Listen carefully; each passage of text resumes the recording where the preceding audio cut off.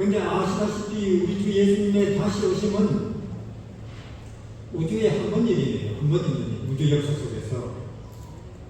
우리에게는 6,000년 만에 고통이고 피곤이고 걱정이고 늙음이고 스트레스고 그렇게 살다가 결국은 허무하게 죽음인 이 세상에 영원한 생명과 해방을 몰고 오시는 20년 안에도 재림이 가능하다면 지금부터 재림 신자들은 좋아해야 될 거 아닙니까? 덜 빼야 되는 거 아니에요? 기대에 차서. 왜? 지금 일어나는 일들이 터키 지진이 그렇고 그리고 우크라이나와 러시아 전쟁이 그렇고 얼마 전에 휩쓸고 지나간 코로나가 그렇고 세상 사람들이 점점 이상한 짓을 정상이라고 생각하고 오게 되고 기후가 이상해지고 이것은 다 무엇이 가깝다는 소리입니까? 그리고 우리 지금 기대에 차서 기분 좋아야 되는 거 아니에요? 재림 교인들은 우리가 예수님과 우리가 그런 사이라면 아까 여우는 어린 왕자하고 길이 들어졌나 봐요. 서로. 그래서 이제는 네가 4시에 온다면 나는 3시부터 기쁘기 시작할 거야. 이렇게. 그럼 우리와 예수님 사이가 우리가 교회를 벌써 30년 40년 다녔으니까 벌써 그렇게 돼 있어야 되는 거 아니에요? 예수님 20년 안에도 재림이 가능하겠네요. 세상이 흘러가는 거 보니까. 그럼 전 지금부터 기분 좋으려면 그래야 되는 거 아닙니까? 근데 제가 이상하게 재림 신자를 만나도 그런 사람 10명 중에 1명 만나보기 어려워요. 심각하게 뭔가 오류나 잘못이 있는 모양이에요. 그렇게 기대에 차서 간절한 마음으로 기다리지 않는 거 아니냐 우리가. 예? 의심이 들 정도라니까요. 이 모든 지금 되어지는 일들을 볼 때 거의 가깝다는데 우리 각자는 가슴에 손을 얹고 생각을 해볼 일입니다. 나는 내 진정한 소망은 내 진심에서 나 자신을 물어볼 때 내가 바라고 진짜로 기다리는 건 뭐냐? 내가 어디에다가 희망을 두고 살고 있는 거냐? 하는 생각을 해보고 있다는 거죠. 회장하자는 거죠. 그래서 저는 8.15가 왔을 때에 제일 당황한 사람, 제일 부끄러운 사람, 제일 혼란스러운 사람들은 친일파겠죠. 마찬가지로 예수님이 드디어 영원한 해방을 몰고 이 땅에 들어오실 때에 당황하면 안 되잖아요. 우리가 마치 허겁지겁 그냥 막 흐트러진 채로 있는데 방문을 받은 사람처럼 당황하면 안 되잖아요. 그래서 제가 뭐 하냐면 이 재림이 언제든지 10년 안에도 20년 안에도 가능한 이 시대에 신세상파 되지 말자 그 말이에요. 신애국파 되지 말자 그 말입니다. 즉 이 세상의 흐름을 따라가지 말자 그 말이에요. 안식일은 지키고 11조는 내고 예배는 드리는데 지금 우리는 전반적으로 이 시대의 흐름 취미 활동에 있어서 돈을 버는 목적에 있어서 내 자녀를 교육시키는 그 방향에 있어서 그러면 당황스러울 거예요. 그래서 그러다 보니까 써놨더라고요. 저 건물 앞에 어린 왕자 책에 이런 내용들이 있는데 네가 4시에 오면 나는 3시부터 기쁠 것 같아. 그러면 6,000년 만에 오시는 예수님은 100년 전부터 기뻐야 되죠. 우리가 누구냐? 그 사람들의 후손이에요.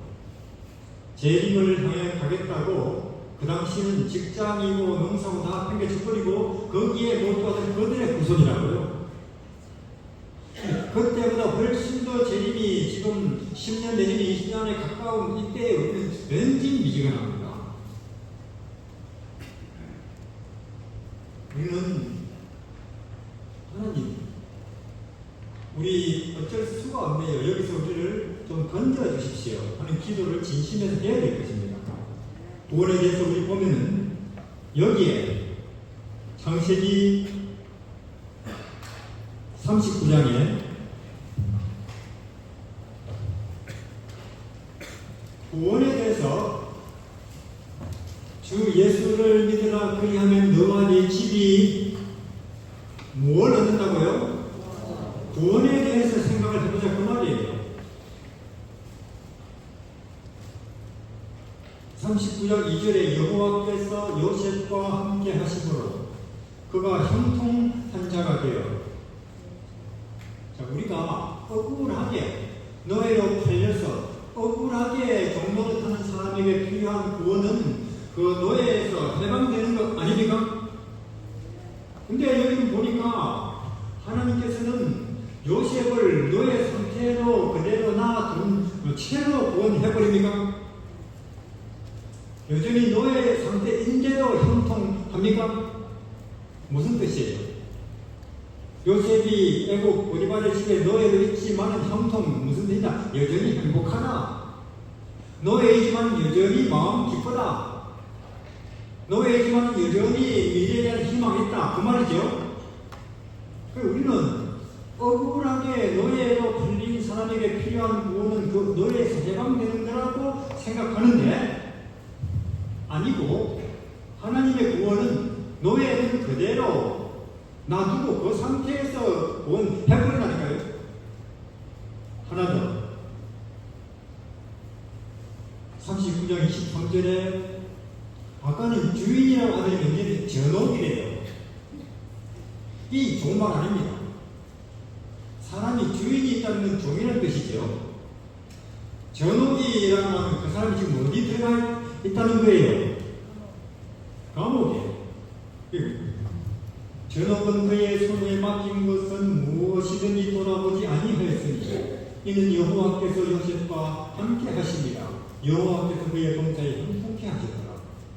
아니, 주인집을 위해서 충성을 다했는데, 맞아요? 요셉이 주인을 배반하지 않고 주인에게 신의를 지키기 위해서 행동했는데 주인집 마누라 건드렸다고 지금 감옥에 들어가 있다니까요. 억울하게 짝이 없게. 왕의 죄수를 가두는 곳이라는 건 못 나오는 것이에요. 그건 무기징역. 그럼 억울하게 짝이 없게 감옥에 들어앉아 있는 사람에게 필요한 구원은 그 억울함이 풀리고 감옥에서 나오는 거 아닙니까? 근데 그게 아니고 여전히 억울한 누명 뒤집어 쓴 채로 감옥에 그대로 요셉은 있는 채로 우리 예수님은 요셉을 구원해버립니까? 그게 구원이라니까요. 우리가 이 성령이 말하는 구원은 지금 우리가 일반적으로 더 좋은 대학에 입학하는 거, 내 아이 낳는 거, 우리 아들 자식이 시집 잠깐 잘 가는 거, 이거하고는 전혀 다른 구원의 세계가 여기 기록이 돼 있어요. 제가 보니까 구원도 초급, 중급, 고급 그런 게 있는가 봐요. 초급은 뭐냐? 병이 낫는 것이고 내 뜻대로 시험에 붙는 것이고, 그리고 사람들은 나를 오해 안 하고 잘 이해해 주는 것이고, 그런 것은 초급일 것 같아요. 초급. 마치 영어가 초급, 중급, 고급이 있듯이, 학교가 초등학교, 중등학교, 고등학교 있듯이, 구원도 초급 구원, 중급 구원, 고급 구원이 있는데, 지금 제가 볼 때는 이 창세기 39장의 요셉이 노예로 혹은 감옥에 있을 때 받는 구원이 고급인 것 같아요. 고급 구원. 마치 다니엘의 세 친구들이 왕이 우리를 불 속에 집어넣으시면 우리 하나님께서 뜨거운 불 속에서 건져내시겠고 초급 구원. 그리 아니하실지라도 맞습니까? 고급 구원이란 그 말이에요. 우리 땅에 더 오래 살아봤자 수고, 고생, 스트레스, 다시 한 번 더 더위 더 겪고, 다시 한 번 더 추위 더 겪고, 다시 좀 더 김정시 행복기를 좀 더 걱정해야 되는 세월이 길어질 뿐이지, 우리 이 땅에 미래는 없다고. 저 물 속에 들어가서 청춘에 이슬로 살아있나 할지라도 시한을 책당해서 살 건데 뭐, 이런 배짱인 거예요. 고급 구원이에요. 무화과나무에 열매 없고, 포도밭에도 열매 없고, 마을관에 가봐도 가축이 없고, 사업은 폭삭 망했고, 사람들은 나를 오해하고 있고, 몸에는 병을 짊어졌고 라 할지라도 하박국 3장에 맞습니까? 나는 예수 계시니까 마오가에 태어나시고 신인 되는 몫으로 30년을 사시고 얻어맞다가 결국은 십자가에 하늘도 아니고 땅도 아니고 어중간하게 중간집에 58가족에서 심장이 터져 나름에 죽은 그분이 계시기 때문에 기쁘다 그 말이에요. 하박국 3장 이런 것들은 고급 구원입니다. 성경도 우리 보고 그래요. 히브리서에 그대들이 이제는 예수를 믿은 지 오래됐으니까 이 단단한 식물 좀 먹어야 될 거 아니에요? 그 말입니다. 어째서 자꾸 달라고 고쳐주세요. 합격하게 해주세요. 성공하게 해주세요. 여기는 뱅뱅뱅뱅 돌고 있다 그 말입니다. 이 백성들이 예를 들어서 물론 우리도 초급이 필요 없다는 건 아니에요. 초급 없이는 중급이 없으니까. 또 중급 없이는 고급이 없고 마치 초등학교 없이는 중학교 없듯이 그러나 거기에 10년, 20년 뱅뱅 돌고 있다는 게 또 문제라 그 말이에요. 우리가 아니 6년 하면은 이제는 중학교 가야 되지 거기를 초등학교를 20년째 다니고 있어요. 이상하네요 할 거 아니에요. 초등학교를 무슨 20년, 30년이나 다니고 있는가 하고 우리를 한심하게 볼 거 아니에요 그 사람들이. 그래서 저는 볼 때 이 시대에는 이 고급 구원 다니엘이 그렇고 다윗이 그렇고 사망의 엄청난 골짜기 그래도 나는 부족한 것이 없습니다. 사자굴에 들어가는 다니엘 그리고 허분을 얻어맞고 굶고 추운 바울 이런 사람이 고급 구원이에요. 그리고 우리는 자동차는 고급을 좋아하면서 컴퓨터는 고급을 좋아하면서 집은 고급을 좋아하면서 구원은 자꾸 이 학업이 초급만 자꾸 우리가 생각한다면 참 하나님이 안타까우실 거예요. 그래서 지금 이 시대에 우리는 전도를 원합니다. 우리 교회가 보험하기를 원해요. 이런 고급 구원을 얻는 이 고급 구원에 참여하는 사람들이 우리 교회 안에, 우리 지구 안에 나타날 때에 우리 교회는 아마 신상이 볼 때 구경거리고 부흥을 할 거예요. 그래서 저는 이 자리를 빌려서 우리 뿌리지구 교원님들 향해서 이제는 초등, 중급 좀 그만하고 고급 구원으로 우리가 진출을 해야 안 되겠습니까? 하는 이야기를 하는 것입니다. 그럼 어떻게 그것이 가능하냐? 하박국 3장에 혹은 노예라도 감옥이라도 이런 거죠. 예를 들어서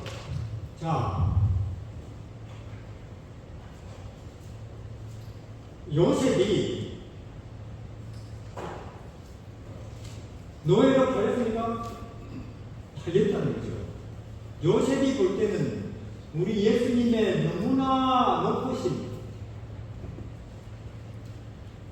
하늘들이라도 이분을 감당 못할 정도로 높으신 분이에요. 우리 예수님의 너무나 낮으신 마음간에 놓이다니까요. 그리고 진리이신 우리 주님이 그분의 너무나 큰 능력, 파도도 가만히 있어. 그러니까 파도가 어떻게 될 거예요? 그냥 가만히 있어요. 윤 대통령이 그런 말씀 할 수 있습니까? 부끄럽죠. 또 그분의 한없는 무기력함, 오른쪽, 왼쪽, 밟으면 밟히는 대로 질질 풀려다녀요. 그분의 한없는 영광, 천사들도 어떻습니까? 그분의 한없는 수치, 이런 그분의 무한한 범위 안에서 요셉은 그래요. 노예로 낮아져 봤자 뭐 이까짓 거 예수님의 낮아짐에 비하면, 총리로 높아져 봤자 이까짓 거 그분의 한없는 높으심에 비하면 그게 요셉의 신사예요. 그러면 요셉은 어떻게 예수님보다 천수백 년 전의 인물인데 예수님을 아느냐? 성령께서 알게 해주시죠. 맞습니까? 우리는 2000년 전에, 요셉은 2000년 후에 성령께서 보여주시지 않으면은 저거 옆에 예수님을 10년, 20년, 30년을 두고 살아도 몰라요. 2000년 전에 유대인들이, 나사렛 동네 사람들이 저거 옆에 하나님이 30년이나 와 계신지는 누가 알아보나요? 성경은 안다고 하시면 누가 알아보나요? 왜 물어볼까요? 성령이 계시지 않기 때문에. 성령이 이미 계시지 않으면 옆에 두고도 모르는 분이 누구라고요? 예수님. 교회 한가운데서 안 보입니다. 신학 과정을 하고 있는데, 신학 박사 과정을 하고 있는데 예수는 안 보여요. 성경은 보이는데. 그럼 구원은 아니죠. 그러니까 요셉은 예수라는 분의 무한한 간격 속에서 낮아져 맞자 인간, 높아져 맞자 인간. 그러니까 저는 고급 구원이 가능하죠. 진리를 알지니 진리 그들을 자유케 하리라. 영생은 하나님과 그의 보내신 자 예수를 아는 것이다. 아는 것이다. 그래서 요셉은 노예라도 감옥이라도 구원 속에 사는데, 우리는 그런 것을 고급 구원이라고 하는데, 우리 지구에 계신 분들 중에 몇몇 분이 그런 고급 구원 속에 살면 이 지구는 크게 저는 보험할 거라고 확신합니다. 고급 구원, 우리 초급에서 고급으로 진급을 할 필요가 있다는 거예요. 그래서 그걸 위해서 인쇄물을 준비했습니다. 그래서 오늘 오후에 한 인쇄물을 좀 나누어 받으시기를 바랍니다. 이게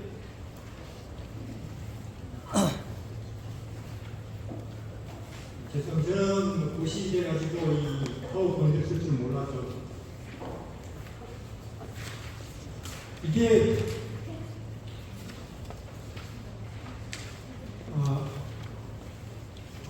돌아갈지 모르겠어요. 나폴레옹이 유럽을 정복하고 애국까지도 쳐들어갔어요. 애국 정보를 나섰는데 나폴레옹이 이제 알렉산더를 흉내내더라고. 알렉산더는 나는 그냥 뭐 땅만 정복하고 약탈하는 그런 무지막지한 정복자가 아니고 나는 그리스 문화를 사방에 전파하는 문화의 사도라고 자부하면서 정복을 했는데 학자들 데리고 갔어요. 아마 나폴레옹도 알렉산더를 흉내내는가 봐요. 그래서 애국을 정복할 때 학자들을 데리고 갔는데 그 중에 어느 학자들도 데리고 갔답니다. 그래서 거기 보면은 그 어느 학자 중에 한 사람이 이런 이 바위를 하나 발견했어요. 비석인데 제일 위에는 보니까 제일 위에는 옛날 이집트 제사장들 사이에 쓰이는 문자가 기록되어 있는 거예요. 성형 문자, 고대 이집트 성형 문자가 이렇게 있고, 두 번째는 이집트 옛날 평민들의 성형 문자가 이렇게 있고요. 세 번째는 아마 초기 그리스 문자가 있었어요. 이것을 이제 우리는 로제타 키스톤이라 그러죠. 그 전까지는 고대 애국의 역사가 강강무소식이었어요. 알 수가 없었어요. 이걸 해독을 못하니까 성형 문자를. 근데 나폴레옹을 따라갔던 언학자 샹폴리아 이 사람은 직감적으로 판단했어요. 이 세 가지는 같은 뜻일 것이다. 같은 내용을 세 가지 다른 문자도 기록한 것일 것이다.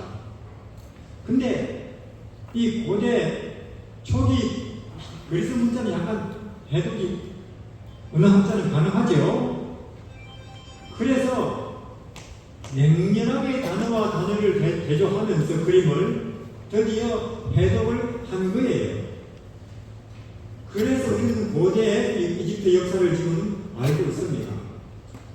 마찬가지로 이게 거기에 다 키스톤이라고 하는데, 오늘은 저는 만든 게 이 복음의 키스톤이라고 이름을 붙여도 될지 모르겠어요. 이게 여기 첫 번째로 읽어 올리겠습니다. 율법의 요구에 순종하기 위해 우리들은 믿음으로 그리스도의 의를 붙잡아야 한다. 맞습니까?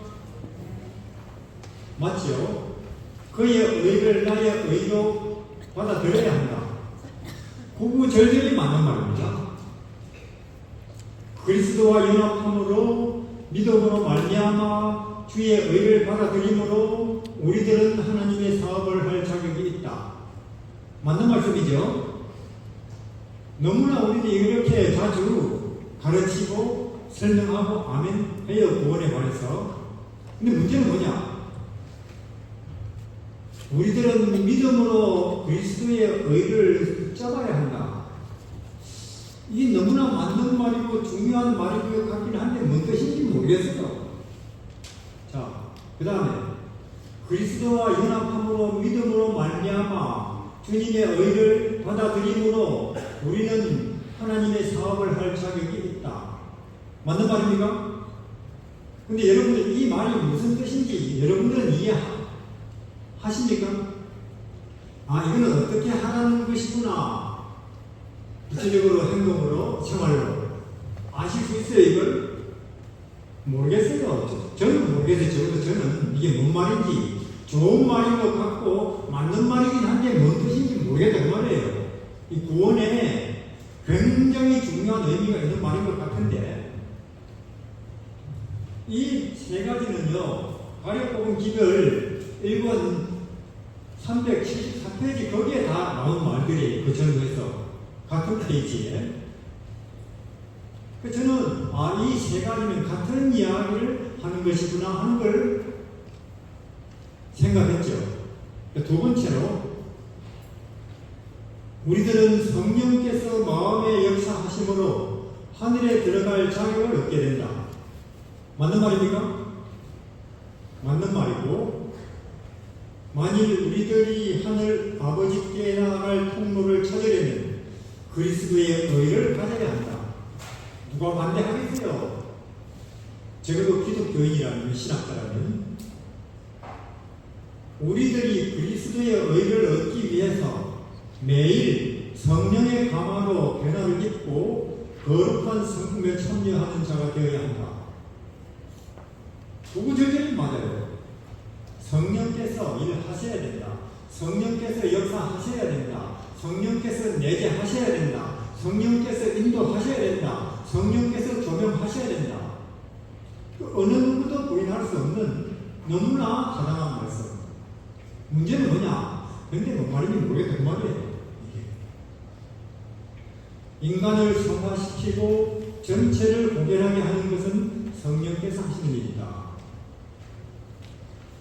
세 번째, 예수님을 바라보라. 예수님을 생각해라. 예수님을 바라보도록 해야 한다. 보라, 세상 죄를 지고 가는 하나님의 어린 양이로다. 쳐다보면 살리라.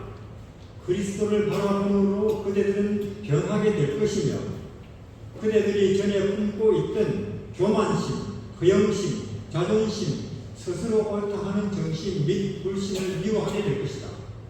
이러한 죄들을 무가치한 멍에처럼 버리게 될 것이다. 자, 이 세 번째는 좀 알 것 같죠? 구체적으로 뭘 어떻게 행동하라는 것이 좀 이해가 되는 것 같습니까? 그렇다는 거예요. 그러니까 뭔 말이냐면 이 세 가지는 같은 이야기인데, 같은 이야기. 어떻게 하면 우리가 마음에 평안을 얻는다, 마음에 위로를 얻는다, 어떻게 하면 우리가 희망을 갖게 된다. 우리가 어떻게 하면 세상뿐만 아니라 내 안에 있는 내 나를 끊임없이 피곤하게 하는 내 나쁜 습관을 이기게 된다 하는 것에 대해서 예수 보면 된다. 그 말이에요. 그렇게 되기 위해서는 그리스도의 의를 붙잡아야 된다. 그리스도의 의와 연합하여야 된다. 그분의 의를 내게 내재시켜야 된다. 잘 모르겠어요. 그렇게 되기 위해서는 성령께서 역사해야 된다. 성령께서 내재해야 된다. 성령께서 인도해야 된다. 잘 모르겠어요. 성령은. 그러나 세 번째는 마치 우리가 웬만하면 약간만 노력하면 알 수 있는 내용처럼 그러니까 이 세 가지는 같은 말. 그러니까 저는 한 30년 전에 믿음으로 말미암은 의 세천사 기별을 나름대로 공부하고 결론을 내려보려고 하다가 아래 부분 기별 1번에 이런 내용이 같이 있는 걸 보고는 끝났어요. 신학적 모색을. 어떻게 해야 평안, 어떻게 해야 만족, 어떻게 해야 희망, 어떻게 해야 구원. 구원의 도리에 대한 모색이, 신학적 모색이 끝났다는 거죠. 물론 저는 여기 계신 분들은 머리가 좋기 때문에 어려워도 할 수 있는 분들이기 때문에 여기 거 믿음 성령 하면서 그렇게 하시고 싶다면 하십시오. 계속 그런 쪽으로 연구를 해서 결론을 얻고 싶다면 하셔도 괜찮지요. 무방하죠. 그러니까 저 같은 사람, 저같이 머리가 나쁜 사람은 그런 식으로 이 추상적인 연구는 안 되기 때문에 저는 세 번째 쉬운 길을 택했습니다. 그래서 여기 있는 이 말씀대로 실제로 예수님을 알아보니까, 들여다보니까 그분을, 그리고 생각하니까, 마음속에 또 담고 모시고 살아보니까 맞더라는 거예요. 참말로 그분에게서 해방이 오고 희망이 오고 평화가 오더라는 거죠. 그래서 지금까지 지금 선교사니까 나한테 양식이 안 되는 걸 남한테 권할 필요는 없는 거잖아요. 근데 제가 이렇게 예수님을 알아보니까, 그분을 바라보니까, 그분을 쳐다보니까, 생각해보니까 이건 해방이 맞아요. 이 땅에 이런 비교라든지 평가라든지 오늘 일 내일 일 걱정해서 우리를 자유케 하는 답이 진리가 맞다는 거죠. 그래서 이걸 알리는 것이 저는 제 직업입니다. 그래서 믿음으로 말미암는 의 혹은 성령 여러 가지 추상적인 용어가 있지만은 사람들이 저보고 그래요. 당신은 왜 끊임없이 예수 이야기만 하느냐? 좀 믿음으로 말미암는 의 같은 거, 세천사 기별 같은 거, 성소 기별 같은 거 왜 그런 거 취급 안 하느냐? 그런 이야기 저보고 하더라고요. 같은 이야기입니다. 그런 이야기를 서로 따로 취급하는 그 신학이 잘못됩니다. 그 이해가 심각한 문제를 안고 있는 거라 그 말이에요. 그 이해가. 그래서 예수님을 바라보라. 예수 그리스도를 바라보라. 어떻게 해야 한다. 그들이 사막에서 왜 허구한 날 맨날 어제도 만나 오늘도 만나 내일도 만나 똑같은 거 먹냐? 불평했습니까? 그러다가 무엇이 물렸어요? 무서운 불뱀. 장롱스락을 열어도 뱀이고, 신발 신으라고 해도 뱀이고, 보게 가도 뱀이고, 이불 들쳐가도 뱀이고 죽는 거예요. 그 뱀에 물려 죽는 그들을 위해서 하나님께서 내놓으신 처방이 뭐예요? 보면 난다 그 말이에요. 보면 나요. 근데 화이부인의 기록을 그 주소를 읽어보면 이렇게 되어 있습니다. 벌써 많은 사람이 죽었고 자기도 5분 후면 죽을 걸 알면서도 고개만 돌리면 저쪽에 노뱀이 보이는데 이걸 악물고 애써 저쪽을 안 보고 저쪽을 보면서 죽어간 사람 많대요. 왜 그럴까요? 안 믿는다 그 말이에요. 네, 그런 거 믿을 만큼 멍청한 사람 아니야 그 말이에요. 시내산 어느 언덕에 혹은 골짜기에 이런 풀이 있는데 그 풀을 뜯어다가 뭐 찧어서 바른다 혹은 뭐 끓여서 마신다 그러면 기어가서도 할 용의가 있어요. 근데 지금 이 자리에서 고개만 돌려서 이거 본다고 낫는다니 내가 그렇게 바본 줄 아네 그 말이에요. 그렇게 하면서 고개만 돌리면 저쪽에 있는데도 안 보고 안 물고 저쪽을 보면서 죽어간 사람들 많대요. 그러니까 안 믿는 이 병은 하나님도 어쩔 수가 없어요. 누구든지 주의 이름을 부르는 자는 구원을 얻으리라 해도 그렇게 아무리 이야기도 안 하는 이 백성들은 하나님도 방법이 없다 그 말이에요. 그래서 물론 예수님이 우리가 그러면 구원의 이름이 되기 위해서 우리가 바라보면 우리를 해방하시는 분이 될 수 있기 위해서 그분이 치르신 수고와 고생 그건 우리가 깊이를 알 수가 없습니다. 신이 인간이 되어야 되지요. 마음간에 태어나야 되지요. 30년을 나사렛 종구석에서 몫으로 살면서 온갖 비난과 멸시와 짓밟힘 다 받아야 되지요. 그러면서도 내 마음으로 그 사람들을 미워하면 안 되지요. 나는 얼마든지 눈짓 한 번으로 저분을 이슬처럼 녹여버릴 수 있는데도 그들이 던지는 돌, 쏟아붓는 비난을 다 참아내야 되지요. 그리고 십자가에 심장이 터져 죽어야 되지요. 그러니까 이 하나님의 아들이 우리가 보면은 오늘 주는 생명이 되기 위해서 우리가 부르는 구원을 가진 이름이 되기 위해서 그분이 치르신 수고와 고통은 말로 우리가 표현할 수가 없습니다. 많은 예수님 말씀 그래 수고는 내 혼자 할게. 구원의 이름이 되기 위해서 구원자가 되기 위해서 고생은 얻어맞는 것은 멸시당하는 것은 내가 할게. 너희는 보고 살기는 하나 그 말입니다. 그것을 이용하기는 하나 그 말이에요. LG든지 삼성이든지 그렇게 우리가 쓰면 편리한 세탁기 만드는 거 우리 만들 줄 몰라요.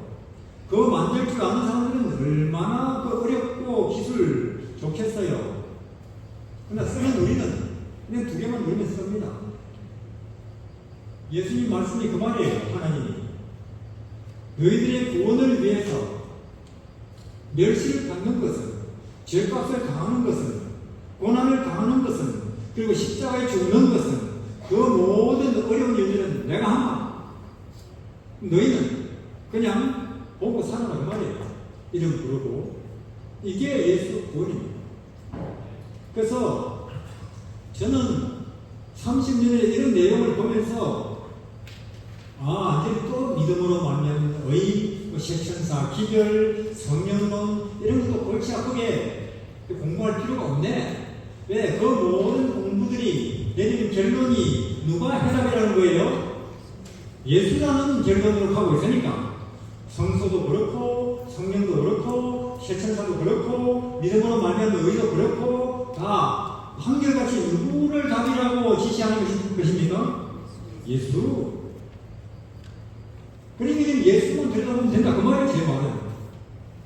근데 제가 이 시대의 신학들을 보니까 또 공부하고 있어요. 했던 것도 한다 그 말이에요.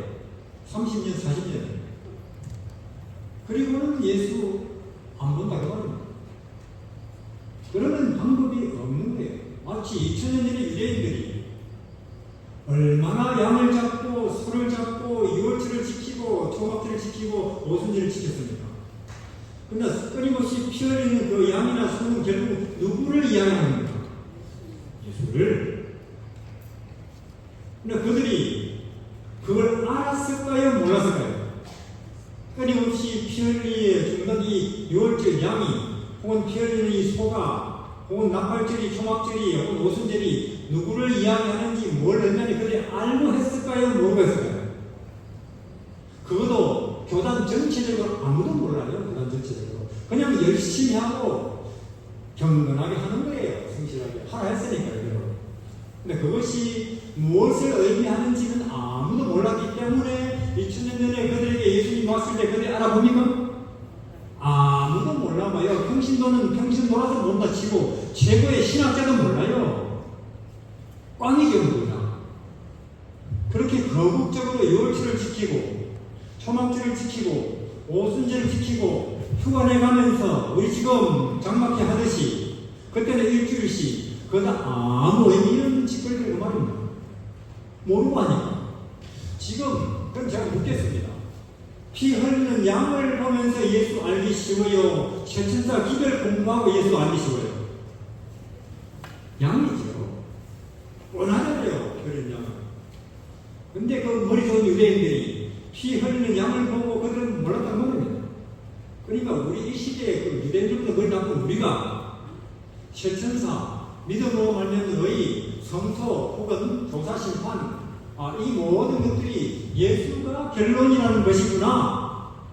하나님 아들이. 그러니까 이제는 우리 예수님만 들어가면 되겠네. 잘 안 된다고 말이에요. 그러나 말씀드린 것처럼 그 이름만 불러도 구원이 오고 이분을 아는 데서는 더 큰 구원이 온다 그 말이에요. 그래서 저는 오늘 로제타석 이게 아마 히스톤이 있듯이 이게 복음의 로제타석이 되지 않겠나 싶어서 이 인쇄물을 아주 구식이지만 준비를 해서 드렸습니다. 그래서 수고하고 무거운짐진 인생들의 예수께로 가시기를 바랍니다. 배고픈 사람 식당으로 가시고 기름드는 사람 주유소로 가시고 이 아픈 사람 치과로 가시고 내 인생이 따분하다 피곤하다 걱정된다 예수께로 가시기를 바랍니다.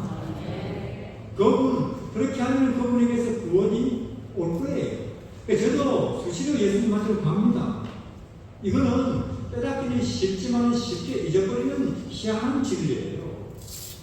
그분이 어디에 태어났습니까? 마오간에. 세상에 신이 마오간에. 마오간에.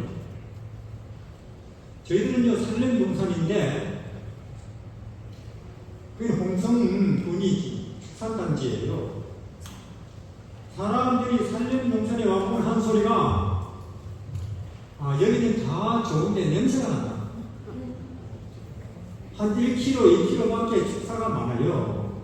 양계장이 많고 바람 방향에 따라서 냄새가 올 때가 있죠.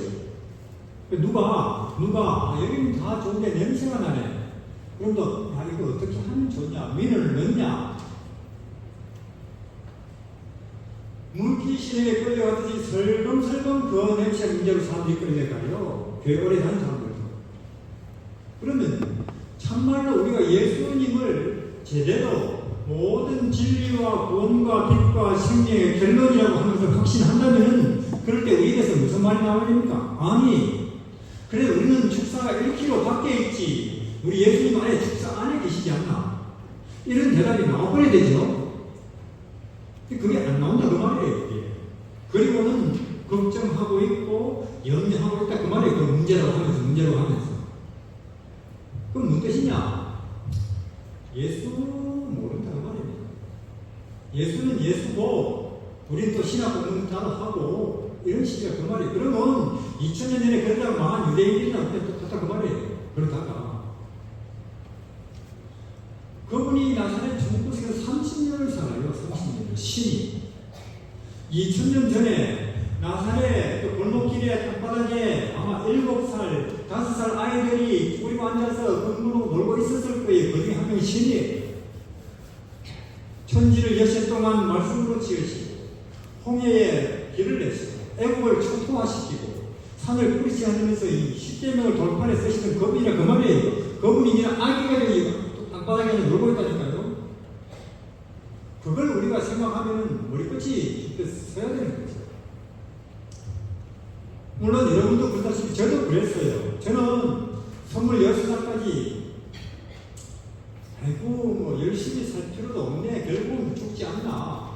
인생이 어디서 어디로 가는지 모르겠다. 문학을 봐도 철학을 봐도 물리학을 봐도 그럼 우리 왜 사노 친구들하고 모른다. 그럼 술이나 더 마시자. 술이나 먹자 그랬어. 그렇게 해서 술을 한 6년 마시다가 우리 이렇게 술 먹다가 40도 못 살고 죽겠지. 의미도 모르는데 오래 살면 뭐하는 이런 식이었어요. 여러분들 아직도 예수님을 모르는 성경을 모르는 사람들의 슬픔과 고통에 그런 부분이 있습니다. 저 같은 사람, 그게 전도해야 되죠. 우리끼리만 모여서 아멘 할 게 아니고. 그러다가 어느 날 86년도 여름에 지산 올라가다가 성경을 처음 소개받았던 그 말입니다. 성경을 처음 여니까 첫 마디가 하나님이 천지를 창조하시니 이렇게 나와요. 태초에. 자, 주어가 뭐라고요? 주어가 이 하나님. 저는요, 딱 첫 문장을 읽는 순간 충격을 받았습니다. 왜? 첫 마디가 하나님. 왜? 저는요, 사장님, 과장님, 대통령, 장관, 돈 많은 사람, 똑똑한 사람, 다 이 인간들을 칭하는 이름들이죠. 근데 하나님, 제 인식 세계에는 어떤 단어예요? 하나님. 도대체 누구를 말하는 거냐? 첫 단어부터 저한테는 충격이에요. 하나님. 인간들 사회에 인간 중에 누구를 이야기하는 이름이 아니죠. 하나님이라는 단어가 나와요.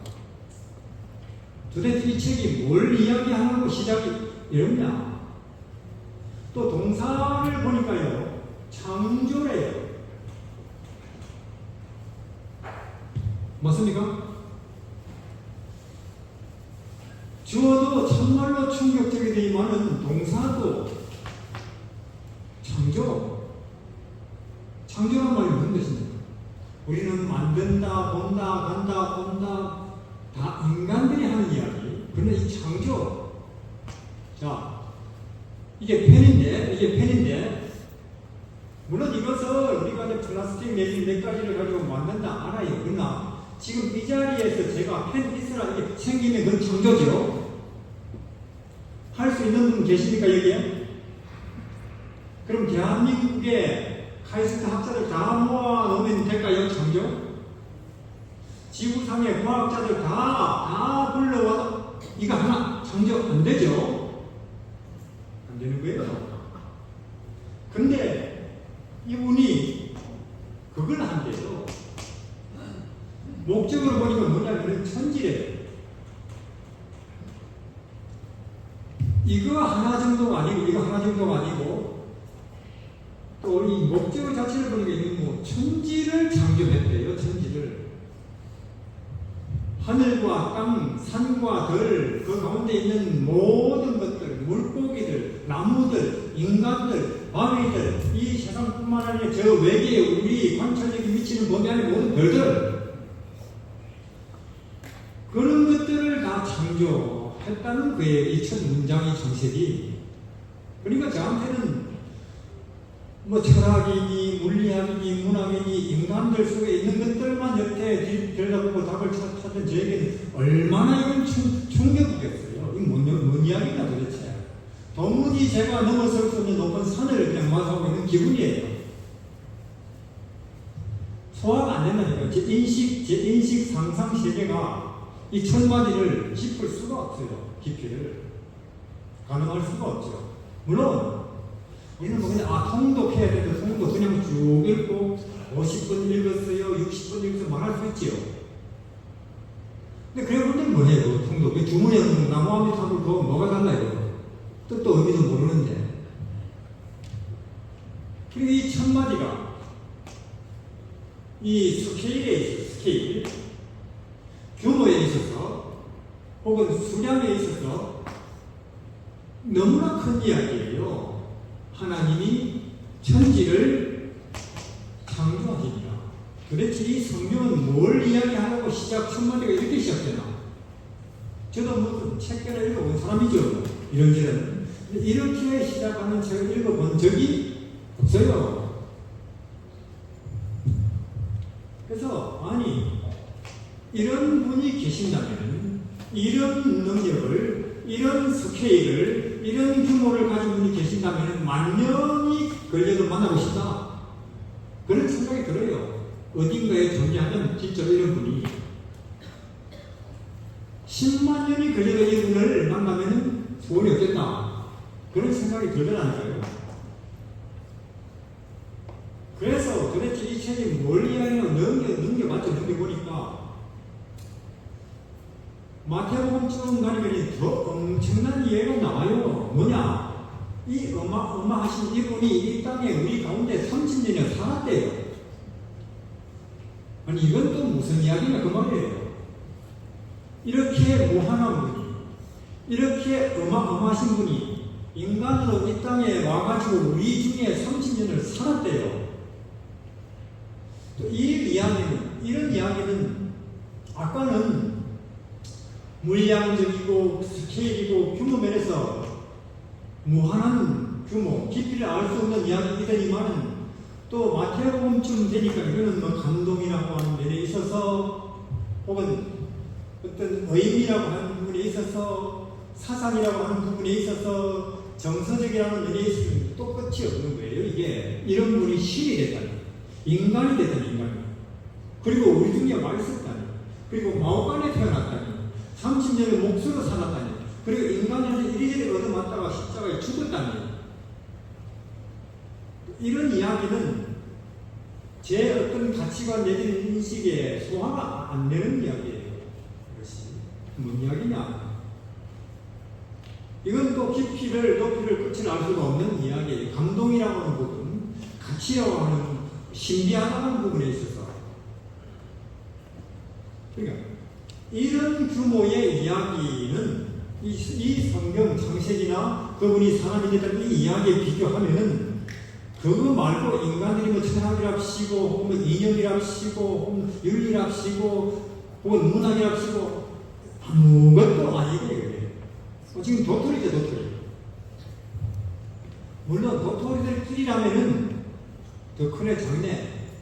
문학적으로, 철학적으로, 과학적으로, 정치적으로, 사회적으로, 경제적으로. 그러나 거기에 지리산이 나타나 버린다면 그만둬야 돼요. 비교를.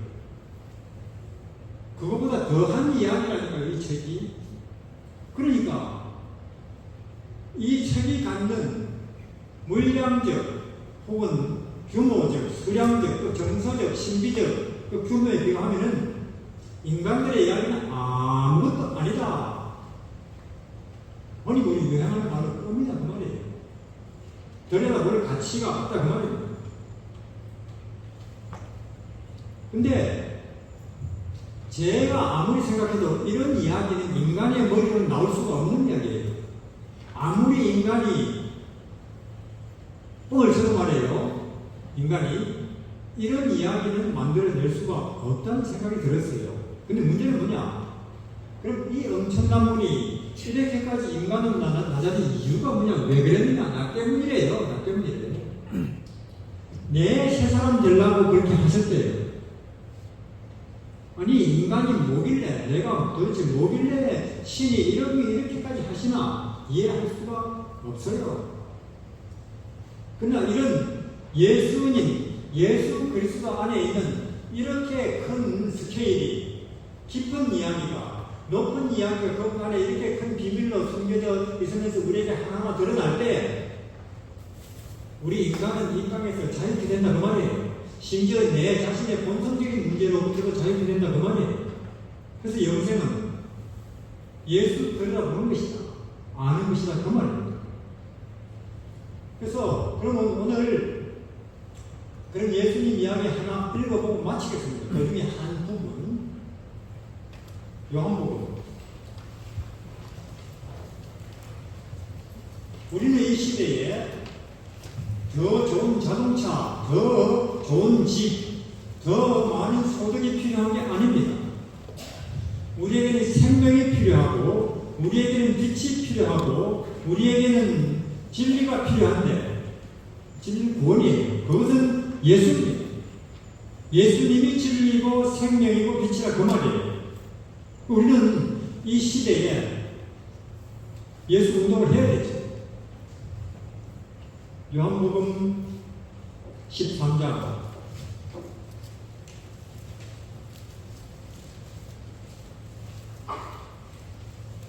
유월절 전에 예수께서 자기가 세상을 떠나 아버지께로 떠나가실 때가 이런 줄 아시고 세상에 있는 자기 사람들을 사랑하시기까지 사랑하시니라.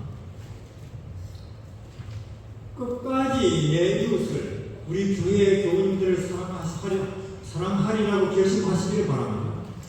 끝까지 하는 거 봐가면서 그는 예수 모르는 사람들이 하는 생각이고 우리는 저 사람이 나를 어떻게 대하든지 말든지 난 끝까지 저 사람을 위해서 기도해야지. 난 저 사람을 위해서 끝까지 사랑하리라 결심해야 돼. 예수님 하시는 것처럼. 4절에 저녁 잡수시던 자리에서 일어나 겉옷을 벗고 수건을 가져다가 허리에 두르시고 이에 대해 물을 담아 제자들의 발을 씻기시고 그 두르신 수건으로 씻기기를 시작해요. 이거는 2000년 전에 목요일 저녁 어느 다락방에 젊은이 13명이 모였어요. 건장한 젊은이죠.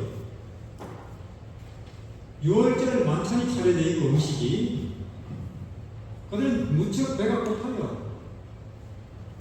근데 먹어야 되는데 그 당시 6월절 습관은 발을 씻어야 먹어요. 근데 그 발 씻는 것은 누가 합니까? 그 당시에 종이에요. 근데 그 자리에 종이 없습니다.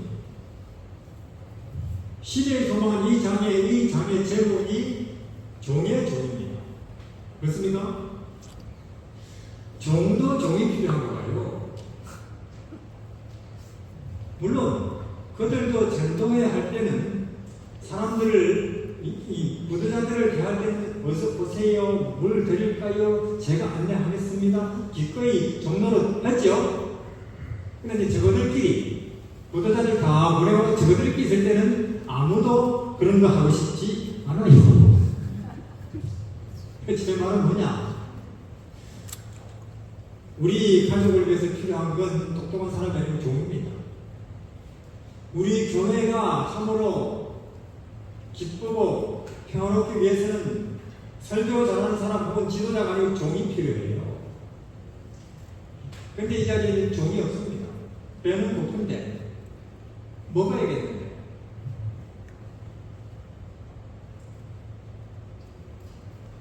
이제 아마 베드로는 요한에게 눈짓을 했을 것입니다. 네가 해야지. 네가 말단이니까. 그런데 요한은 또 못 본 척. 왜 내가 해? 야 종인가?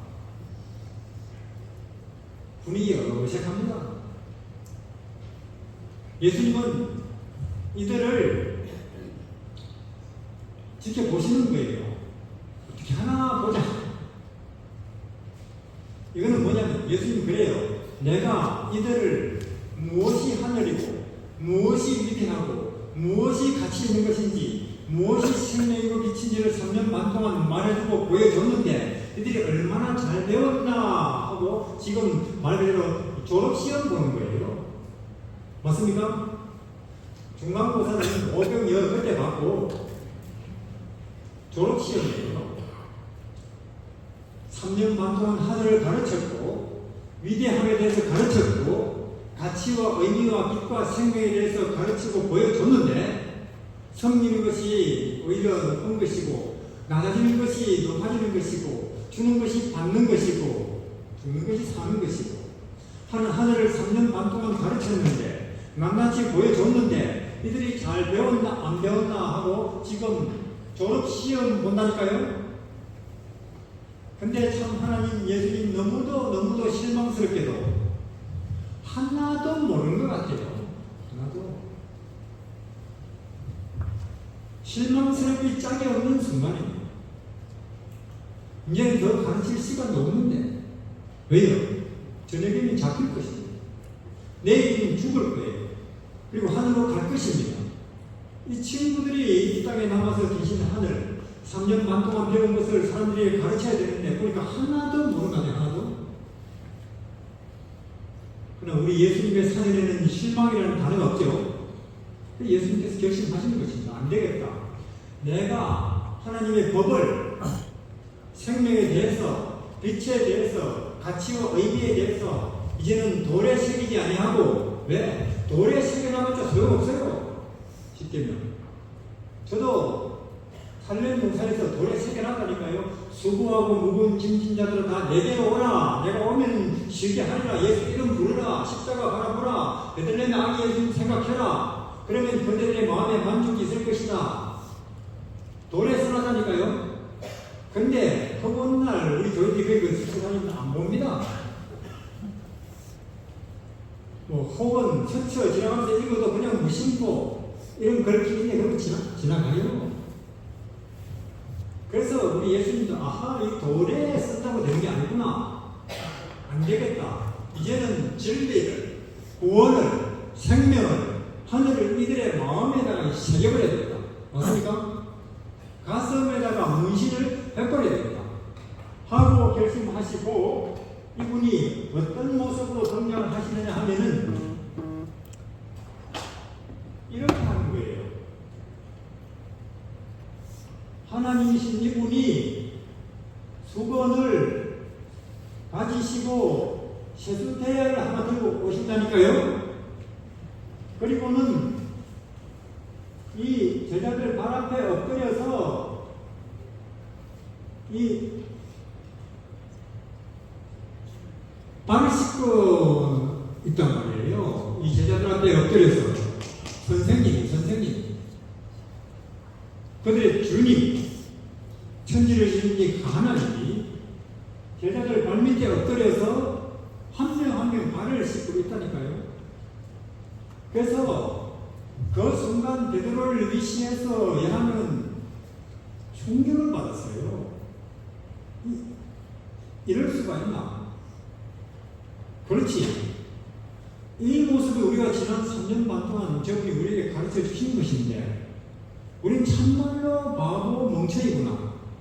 싹이 돼버리고 그들은 물속에 영원히 지울 수 없는 인상을 받아버렸어요. 그들은 자기들의 하나님께서, 주님께서, 선생님께서 자기들을 발 앞에 엎드려서 자기들 발을 씻는 이 모습을 머릿속에서 지울 수가 없어요. 영원히. 그래서 이때부터 그들은 누가 더 잘났냐, 누가 더 잘하냐, 누가 더 크냐 이런 논쟁을 할 수가 없는 인간들이 되어버렸습니다. 누가 크냐, 누가 낫냐 이런 생각한다는 그 자체가 불가능한 인간들이 되어버렸네요. 제 말은 뭐냐면 우리처럼 지금 아이고 욕심 나지만 욕심 내려놓자, 자존심 상하지만 참자 이런 게 아니에요. 구원은 그런 것 자체가 어려워. 불가능한 그런 구원의 모습으로 예수님이 내 마음속에 자리 잡아버린 거예요. 이게. 그래서 이 사건 이후로 제자들은 다시는 싸울 수가 없어요. 누가 크냐 하면서 다툴 수가 없는 인간들이 되어버렸습니다. 저는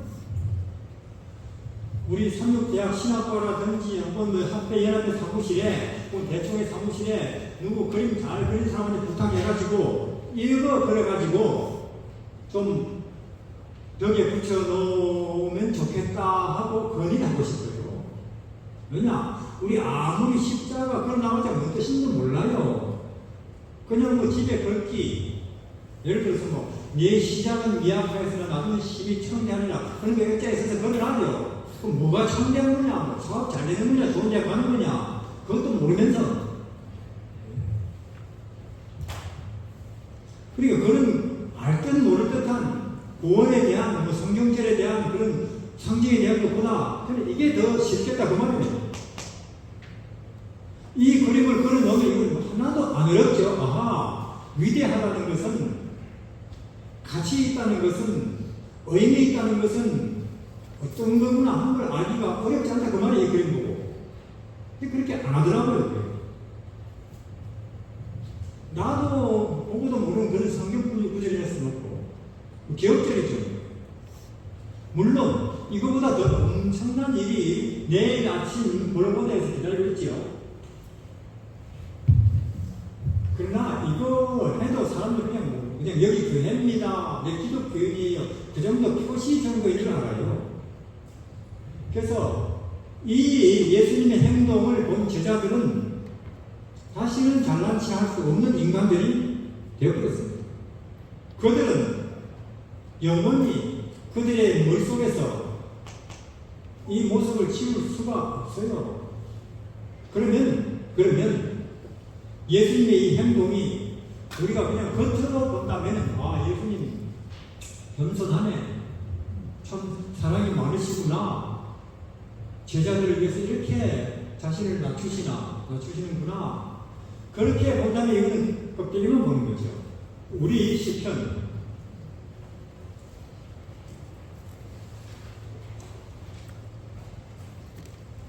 24편의 7절에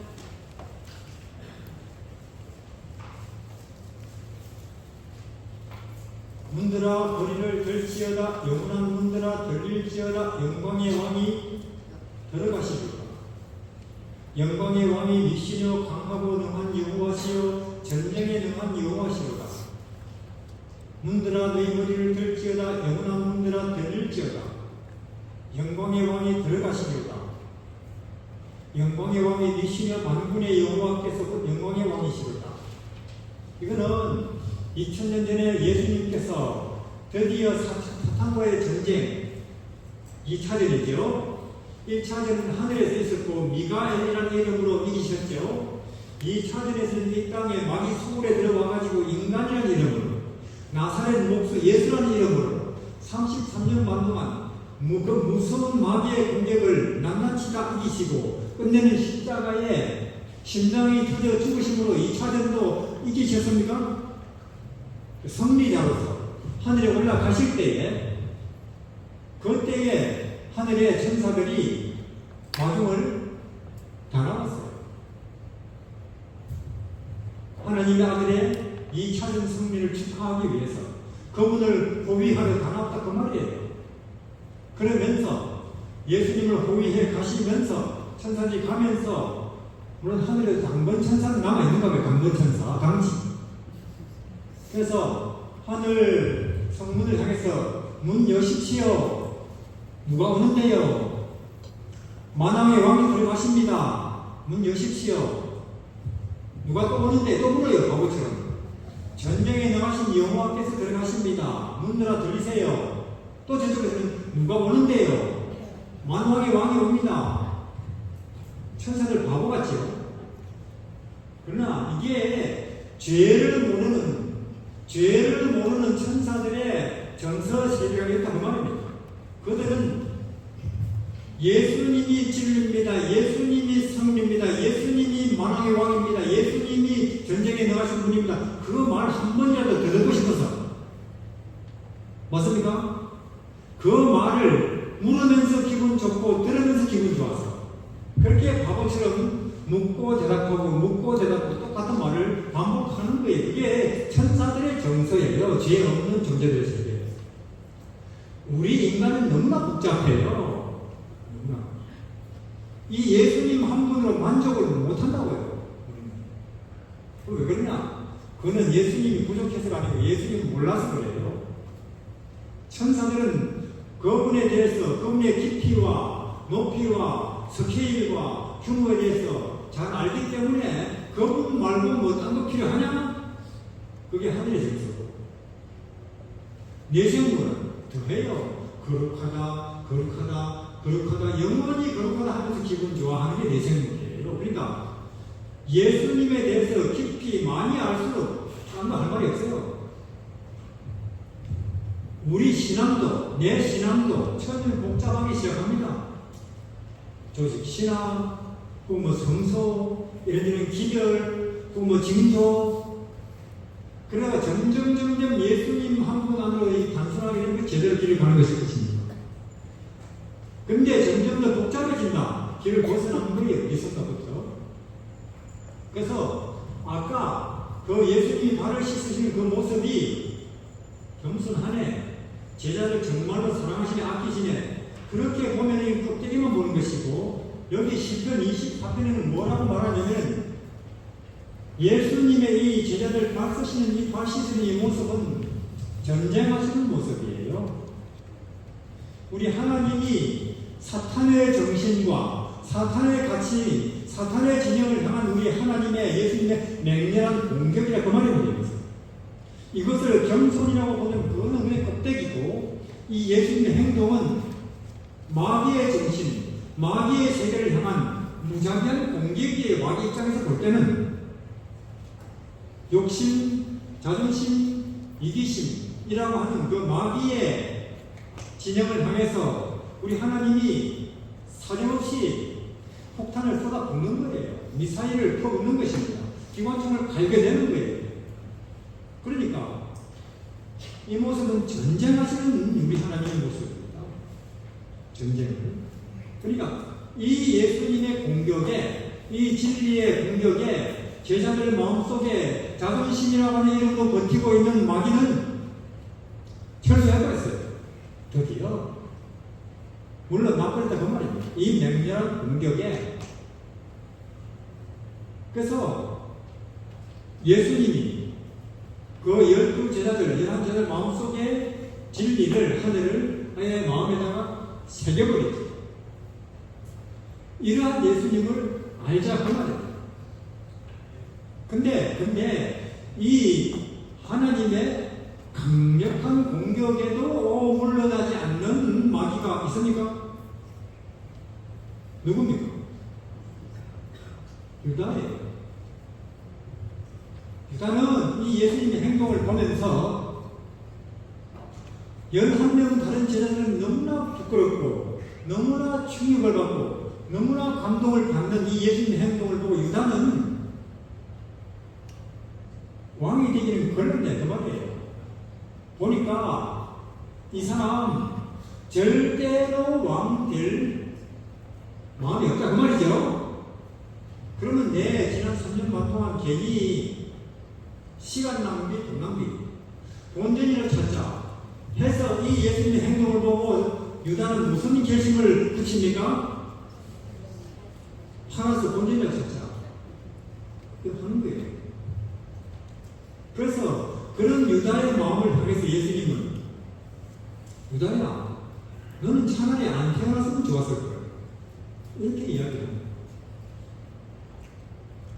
만약에 지금 우리 마음이 교회를 오래 다니고 있는데 옛날 처음 때보다 그때보다 내 마음이 점점 더 감동이 없다, 냉랭하다, 미근하다, 심각한 문제가 있다는 걸 깨달아야 됩니다. 우리는 기도를 해야겠죠. 영생은 하나님과 그 보내신 자 예수 그리스도를 아는 것입니다. 수고하고 무거운 힘든 인생들을 예수께로 가시기를 바랍니다. 살리는 것은 영이지 물질이 아니고 육체가 아니라 그 말이에요. 우리 사람을 기쁘게 하고 평화롭게 하고 희망 있게 하는 것은 진리입니다. 자동차니 집이니 직장 아니라 그 말이에요. 우리 여기에 분명히 인식을 해야 될 것입니다. 예수님이 진리고 구원이에요. 예수님을 바라보라. 예수님을 바라보도록 해야 한다. 그래서 저는 그 첫 번째 단계로 누구든지 지금 교회 다니든 안 믿든 실천할 수 있는 그 첫 번째 방법 중에 하나가 이런 부르기. 그렇죠? 이런 부르기. 그 외에 두 가지 더 있는데 그건 더 엄청난 구원인데 그건 더 신기한 구원인데 그것은 이번에는 시간이 없으니 말 못 드린 그런 첫 번째 이런 부르기. 이건 제가 제안을 드렸습니다. 그래서 제안 드리고 싶은 것은 바라보자, 알자 하는 이 일을 위해서 시대의 소망을 저는 한 3번 정도 읽으시기를 바랍니다. 왜냐? 예수님을 알고 바라보기에 여러 가지 방법과 여러 가지 나름대로의 길들이 있겠지만 공통적으로 우리가 지금 적용할 수 있는 시대의 소망. 그게 저같이 머리 나쁜 사람도 얼마든지 알아보기 쉽게 그런 게 있더라고요. 그래서 그 책을 읽으시면서 거기에 기록된 하나님의 아들을 통해서 하늘에 대해서 빛에 대해서 생명에 대해서 점점 더 우리가 이해가 깊어질 것이고 생각하기가 쉬워질 거예요. 끝으로 하나 더 마치겠습니다. 사무엘 3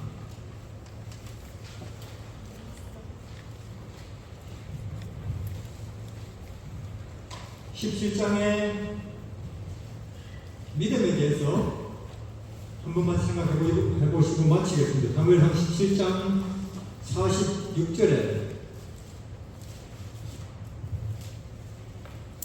오늘, 내일도 아니고 내년도 아니고 오늘 맞지요? 여호와께서 너를 내 손에 붙이시리니 내가 너를 쳐서 네 머리를 베고 벌레시 군대의 시체로 오늘날 공중의 새와 땅의 들짐승에게 주어 온 땅으로 이스라엘의 하나님 계신 줄 알게 하겠고 또 여호와의 구원하심이 칼과 창에 있지 아니함을 이 무리로 알게 하리라. 우리는 이런 말을 해요. 왜 그렇게 뭘 믿고 그렇게 대응합니까? 뭘 믿고 그렇게 걱정은 안 합니까? 뭘 믿고 그렇게 안심입니까? 하는 이야기를 해요. 뭘 믿고? 우리는 다 겁이나 죽겠는데, 우리는 다 때려 죽겠는데, 긴장되는 당신은 뭘 믿고 그렇게 대응한가? 지금 여기서 다윗의 형님들이나 그리고 골리앗과 싸우겠다고 와 있는 이스라엘 사람들은 다윗에게 이런 말 하고 싶을 거예요. 니는 뭘 믿고 그렇게 까구나? 맞습니까? 우리 지금 골리앗이 앞에 나타나서 우리는 지금 겁이나 죽겠는데, 우리는 눈도 못 들겠는데, 우리는 지금 어떻게든 그러마 날 살리라 도망갈 뿐이만 하는데, 지금 다윗은 뭐라고 한다고요? 내가 처치해주마 그 말이에요. 골리앗을 보고 내가 상대해준다 그 말이에요. 그러니까 그들이 속된 말로 다윗에게 하고 싶은 말은 뭘 믿고 우리 까구나 그 말인 것입니다. 그러면 우리는 노예인 요셉이 혹은 감옥에 갇혀 있는 요셉에게 혹은 사망 골짜기에 있는 다윗에게 혹은 사자굴에 들어가려고 하는 다니엘에게 혹은 용광로 속에 들어가려고 하는 다니엘 친구들에게 뭘 믿고 당신들은 그렇게 대응하여? 하고 묻는다면 그들은 공통적으로 무슨 말을 할까요? 나 예수 믿어. 그러겠죠? 맞습니까? 그들의 대답은 그럴 것입니다. 뭘 믿어요? 예수 믿지요? 이렇게 대답 안 하겠어요? 그러니까 우리는 이 말을 통해서 볼 때 아하, 지금까지 내가 교회를 10년도, 20년도, 30년도 신학교 했는데 전혀 내가 모르는 믿음의 새로운 영역이 있구나. 맞습니까?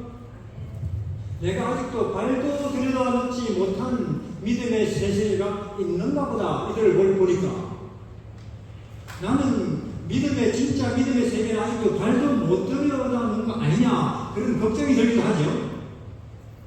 왜냐하면 우리는 지금 요셉은 지금 노예입니다. 억울하기 짝이 없는 감옥이에요. 지금 다윗 앞에는 골리앗이 있습니다. 모두가 다 두려워서 눈도 못 뜬다니까요. 그리고 다니엘의 친구들은 용광로를 마주하고 있다 그 말이에요. 그들에게 우리가 당신은 뭘 믿고 그렇게 대응합니까? 뭘 믿고 그렇게 평안합니까? 그렇게 물으면 그들은 공통적으로 대답이 나 예수 믿습니다. 어떤 예수입니까? 마음 안에 태어난 예수지요. 저도 이 사실을 잊지 않기 위해서 제가 예수님을 잊어버리면 저도 두려워하고 걱정하고 짜증내고 스트레스받는 그런 평범할 수밖에 없는 인간들은 잘 알기 때문에 예수님 안 잊어버리라고 애를 써요. 어떻게 하냐? 우리는 이런 이야기를 했어요. 과거에 우리가 어릴 때, 저는 61년생이에요. 깡촌이죠. 안 잊어버리라고 강조 주관이 있어요. 뭐냐? 불교 혹시 그런 기억이 나십니까? 불조심 강조주간 또 쥐를 잡자 이렇게 써서 다녀요. 강조주간이에요. 잊어버리지 말자고요. 그래서 저는 보니까 이 예수 구원도, 이 노뱀도, 우리를 위해서 죽으신 이분도, 하늘에서 4차원을 준비하신 이분도, 목발에 된 이분도 잊어버리면 우리는 평범한 안 믿는 사람이 똑같아지니까 하나님의 신신부탁이 뭐냐? 잊어버리지 말라. 신명기에 나옵니까? 신명기 6장에 걸어갈 때도, 앉아있을 때도, 밥 먹을 때도, 혹은 남하고 이야기할 때도 끊임없이 예수님을 방문할 것이며 아이들에게 부지런히 가르칠 것이며 이마에 새기고 보면 그것도 모자라서 온통 써붙이고 그런 말씀이 있습니까? 신명기에 있다니까요. 이스라엘이 그렇게 했을까요? 안 했을까요? 그들은 자기들의 기억력을 믿었어요. 그러다가 잊어버리고 또 우상 만들었다니 그러다가 망했다니까요. 저는 우리 여러분들의 기억력을 믿지 마시길 바랍니다. 그러니까 그분은 마우간에 태어났습니다. 그분은 몫으로 살았어요. 그리고 십자가에 나를 위해서 못이 박혀 죽었습니다. 새하늘 새 땅이 나를 기다리고 있습니다. 이런 것을 곳곳에 써붙여 놓으시길 바랍니다. 내 눈길 잘 가는데 기둥에, 냉장고 문에, 화장실에, 스마트폰에 그러면 우리는 된다니까요. 그분이 내게 현실이 되고 저도 그걸 잊지 않기 위해 제 나름대로 늘 써먹는 방법이 있어요. 뭐냐, 이런 노래를 부르면 혼자서 옛날에 우리 어린이 노래 중에 이런 노래 있어요. 그 어리신 주 예수는 누울 자리가 없어 그 귀하신 몸이 그 위에 있네요. 들어보셨어요?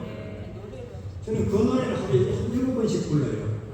남이 안 들을 때 이 노래를 못 부르요. 그러면 그 노래를 불러보면은 그 노래를 불러보면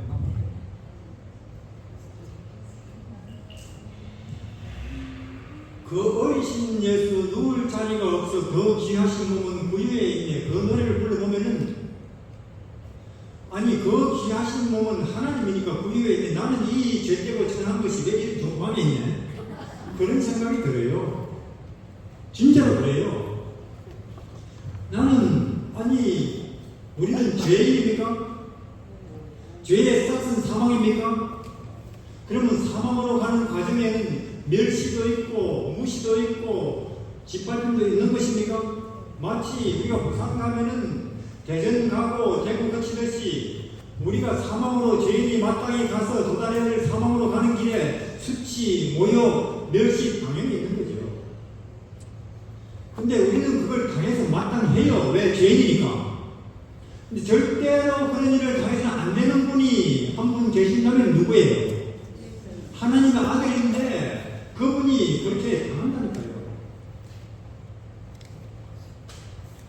그 어리신 귀하신 분은 누울 자리가 없어 구유에 있고 나는 이 천하고 죄된 것이 이런 좋은 방에 있어도 되겠냐? 책방이지만은 그런 생각이 들 수밖에 없어요. 실제로 인간이라면 예수를 아는 사람이라면 마음속에 나는 부족하다. 왜 다른 사람들 10개나 있는데 나는 3개밖에 없지. 이러다가 예수님을 알면서 넉넉하네. 과분하게 많다. 이런 생각이 드는 것을 구원이라고 해요. 그런 생각이 드는 것을 구원이라고 하고 은혜의 천국이라고 합니다. 구원에 대해서 오해하지 마시길 바랍니다. 고급 구원. 그래서 저도 잊어버리면 그냥 평범하고 하찮고 수고하고 무거운 인생이 될 수밖에 없는지 잘 알기 때문에 안 잊어버리려고 그 노래를 하루에 7번씩 부른다니까요. 그 어리신 주 예수는 누울 자리가 없어. 그 귀하신 몸은 그 위에 있네. 난 천한 것이 이 좋은 방에 있고. 그뿐입니까? 30년을 몫으로 살아요. 나도 나중에 커서 다른 사람한테 존경받는 남보라듯이 한 자리 한 사람 돼야지. 끝없이 그런 생각 자체가 부끄러워지죠. 그런 자유함이 예수님을 아는 데서 온다고 그 말입니다. 자, 그래서 우리는 지금 골리앗 앞에 다윗, 그리고 사자로 앞에 다니엘, 그들에게 어째서 그대는 그렇게 태연하여, 어째서 그대는 그렇게 평안한가? 우리는 지금 말세라서 일요일 흉령이 내릴까 봐서 기후가 이상해져서 코로나가 또 올까 봐서 두렵고 겁이 나고 장래가 걱정되는데 어째서 당신은 그렇게 태연하고 기대지 않습니까? 우리 예수 믿습니다. 그렇게 우리가 이야기할 때에 드디어 일요일 교인들이, 천주 교인들이, 그냥 교회만 다니는 교인들이 드디어 자기 믿음에 대해서 의심을 가져보겠죠? 안 믿는 거네, 그러면. 교회만 다니고 그냥 집사고 장로일 뿐이네 하는 심각한 의심을 할 거라 그 말이에요. 그리고 우리는 이런 다윗에게 혹은 요셉에게 당신 어째서 그렇게 우리는 두려운데, 우리는 노후를 사업을 준비해도 너무 안심이 안 되는데 왜 당신들은 그렇게 아무 준비도 없고 가난한 것 같은데 평안합니까? 우리 예수를 믿습니다. 그 예수 누군데요? 마음만에 태어났습니다. 몫으로 30년을 살았고, 그리고 우리 대신 십자가에 죽었습니다. 이런 이야기를 진짜로 전도라 그래요. 그들이 드디어 우리가 궁금해서, 우리가 자기들이 봐도 하도 희한해서, 우리가 이상해서 당신들은 왜 그렇습니까? 뭘 믿고 그렇습니까? 그런 때 우리 입에서 나온 대답이 드디어 전도죠. 우리도 이렇게 전도해야 될 때가 오겠죠? 지금은요, 우리가 마사지 해줍니다, 휴지 줍니다, 음식을 특별하게 준비해서 오라고 사정해도 안 와요. 이런 정거 시대는 지나가 버렸습니다. 이런 식으로는 이 교회 도움 안 해요. 우리가 세상에 볼 때, 지금 일반인들 겁이나 죽겠어요. 터키에 지진이 나지요. 하와이가 그럼 타버리지요. 그리고 러시아, 우크라이나 전쟁이 안 나죠. 러시아는 행복이 있을 수도 있다고 그러죠. 태풍이 오지요. 현대인들은 두려워 죽겠어요. 앞으로 세상이 어떻게 될 건가. 모든 게 불확실해요. 그러나 예수 사람들, 예수 재림의 사람들은 평안한 거예요. 기대치 빠지는 것입니다. 그럼 그들이 우리가 궁금하겠죠. 당신들은 어째서 그렇소? 예, 우리 예수를 믿습니다. 예수는 누군데요? 이런 분이, 그리고 그분이 곧 옵니다. 이런 참된 전혀 다른 개념의 전도 시대가 또는 저는 오고 있다고 봅니다. 그래서 말씀드린 것처럼 우리의 내일을 위해서는 새하늘 새 땅이 준비되어 있고, 우리의 과거 문제는 십자가로 깨끗이 해결됐고, 오늘의 문제는 이렇게 마오간에서 베들레헴에서 나사렛에서 갈릴리 바닷가에서, 그리고 십자가에서 늘 내 옆에 계시면서 내가 부르기만 하면, 혹은 내가 눈길을 돌려서 보기만 하면 우리를 자유케 하고 우리에게 평안을 주시는 분으로 계시는 그분이 계시기 때문에 우리는 그분을 선전할 수 있을 것입니다. 그런 예수께로 재림으로 운동에, 위대한 운동에 참여하시기를 바랍니다. 감사합니다. 하나님, 우리는 땅에서 났고 또 배운 것이 땅의 것일 뿐이고, 우리가 아무리 연구하고 깨닫고 궁리해도 우리는 땅 이상이고 인간 이상일 수가 없었습니다. 우리 조상 아담과 하와가 범죄한 이래로 우리가 떨어진 곳은 사망의 땅이요, 어둠의 세상인 것입니다. 아무리 노력하고 궁리하고 연구해도 우리는 이 사망 인생 이상으로 진출할 수가 없었습니다. 이러한 우리를 하나님께서 불쌍하게 보시고 아들을 이 땅에 보내신 것입니다. 그 아들에게 하늘의 빛과 진리의 생명의 요소를 충만으로 채우시고 이 땅에 33년 동안 진리에 대하여, 빛에 대하여, 생명에 대하여 모든 것을 우리에게 다 나타내신 것입니다. 그러므로 이제 우리가 예수님을 안다면 하늘 아는 것이고 예수님을 따른다면 우리는 진리를 따르는 것이 되는 것입니다.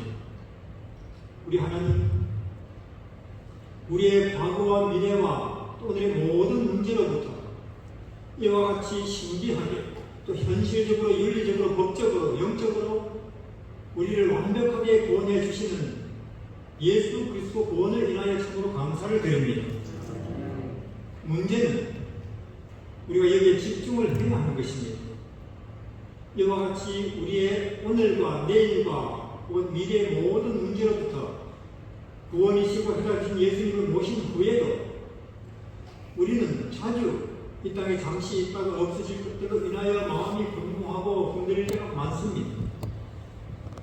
이러한 우리의 연약함을 불쌍하게 보시고 우리 각 사람 마음에 성령께서 임하셔서 예수 그리스도 안에 있는 구원과 진리가 얼마나 넓고 깊고 아름답고 오묘한지 똑똑히 알게 하셔서 우리도 우리 선배들처럼 우리의 평화는 우리의 희망은 우리의 신비한 구원은 예수님에게서 온다는 그런 진심에서 나오는 간증과 전도를 할 수 있는 주의 백성들이 되게 하여 주십시오. 이 시대에 동서남북에서 일어나는 여러 징조들 우리에게 말하기를 주의 재림이 심히 가깝다고 합니다. 그러나 우리는 왠지 아직도 미지근한 상태에서 못 벗어나고 있습니다. 다시 한번 주께서 우리를 불쌍히 보시고 우리의 눈을 떠서 진리를 보게 하시고 임박한 재림을 확신하게 하시고 우리의 모든 인생의 문제들부터 구원하시고 또 재림과 함께 영원한 해방을 몰고 오실 주 예수님을 힘있게 선포하는 교회들이 되게 해주십시오. 예수님 이름으로 기도합니다.